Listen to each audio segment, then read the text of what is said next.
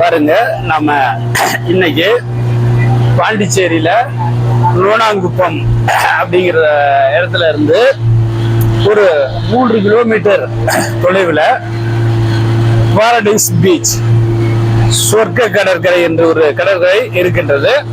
அதில் சுகமாக உலாவுவதற்கு, உல்லாசமாக உலாவுவதற்கு வந்தோம். அதற்கு டிக்கெட் கட்டணம் காசு எவ்வளவு என்றால் 354 ரூபாய். அது ஒரு 3 கிலோமீட்டர் இருக்கு. நோனாங்குப்பத்துல இருந்து ஒரு 3 கிலோமீட்டர் கடல்ல நம்ம பயணிக்கணும். கடல்ல காற்றோடு கசடு இல்லாத காற்று கிடைக்கின்றது. அதில் கழிப்பாக 3 கிலோமீட்டர் பயணித்த பிறகு நாம் கடலை வந்து அடைகின்றோம். அவ்வாறு கடலை வந்து அடைந்த பிறகு இங்க இருந்து 7500 கிலோமீட்டர் தொலைவுல ஆஸ்திரேலியா இருக்குது.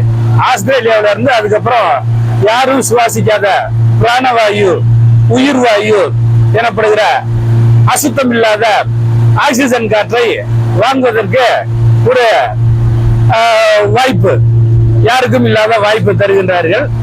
சுத்தமான ஆக்சிஜன், யாரும் சுவாசிக்காத ஆக்சிஜன், நோய் நொடி இல்லாதவர்கள் சுவாசிக்காத ஆக்சிஜன். இந்த பாருங்க, இப்ப நம்ம வந்து இந்த தண்ணி தெரியும். அந்த தண்ணி வந்து நீரின் மேற்பரப்பில் ஏற்படுகின்ற அலைகள், குறுக்கலைகள், டிரான்ஸ்வர்ஸ் வேவ் அப்படிம்பாங்க. ஆனா இந்த பயணிக்கிற போது இடையில வெள்ளை அலை தெரியுது, இடையில பச்சை அலை தண்ணி தெரியுது, நெட்டலைகளாக தெரிகின்றது. இந்த மிஷின் முன்னோக்கி, நியூட்டன் 3வது விதி சொல்லுவாங்கல்ல, நம்ம நீந்தும் போது தண்ணிய பின்னால தள்ளும் போது நம்ம முன்னோக்கி தள்ளும். அது போல இந்த கப்பலில் இருக்கின்ற கருவியானது கடும் வேகத்தில் இந்த ஹைட்ரஜன் ஆக்சைடு எனப்படும் நீரை H2O-வை வேகமாக பின்தள்ளுகிறது. அவ்வாறு பின்தள்ளுகிற போது அதே அளவு எதிர்விசையோடு நாம் முன்னோக்கி செல்கின்றோம். அந்த நியூட்டன் விதி இங்க இம்ப்ளிமெண்டேஷன், பயன்பாடு, யூசஸ், யூட்டிலைசேஷன் இதெல்லாம் வந்து கடற்கரையில நாம காண்பதற்கான ஒரு வாய்ப்பாக அமைகின்றது.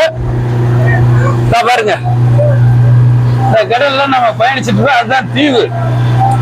அந்த தீவுக்கு தான் நம்ம இப்ப பாரடைஸ் பீச் அப்படிங்கிற தீவுக்கு தான் நம்ம பயணம் செஞ்சோம். பயணம் செய்து அங்க கொஞ்ச நேரம் ஒரு 2 மணி நேரம் இருந்தோம். அதன் பிறகு 5:30 மணிக்கு லாஸ்ட் கப்பல் டு அரைவ் தி ஷோர். 5:30 மணிக்கு தான் கடைசி வந்து கப்பல் வந்து படகு வந்து பயணிப்பதற்கு. அதுல இப்ப நம்ம 5:30 மணி கப்பல் இதுல 4 மணிக்கு வந்தோம். 1.5 மணி நேரம் இங்க உல்லாசமாக காற்று வாங்கினோம். இப்ப நம்ம வந்து கரையை நோக்கி கப்பல்ல கடந்து சென்று கொண்டிருக்கிறோம். கழிப்பாக காற்றும் கனல் இல்லாமல் ஹைட்ரஜன் ஆக்சைடு பட்டு கனல் தணிந்து கழிப்பாக ஏசி போல் வீசி கொண்டிருக்கிறது. அந்த காற்று வாங்கிய போது கப்பலில் கழிப்பாக பயணித்துக் கொண்டிருக்கிறோம். இந்த காணொலியை கண்டுகளியுங்கள். இந்த கப்பலுடைய ஆழம் வந்து, அதாவது இந்த நீர்நிலையுடைய ஆழம் நமக்கு ஒரு 5 அடின்னு சொல்றாங்க. அது கீழே ஏன் உயர அளவுக்கு தான் இருக்கும் அப்படிங்கிறாங்க. அதனால வந்து பாதுகாப்பானதுதான் பயணம்.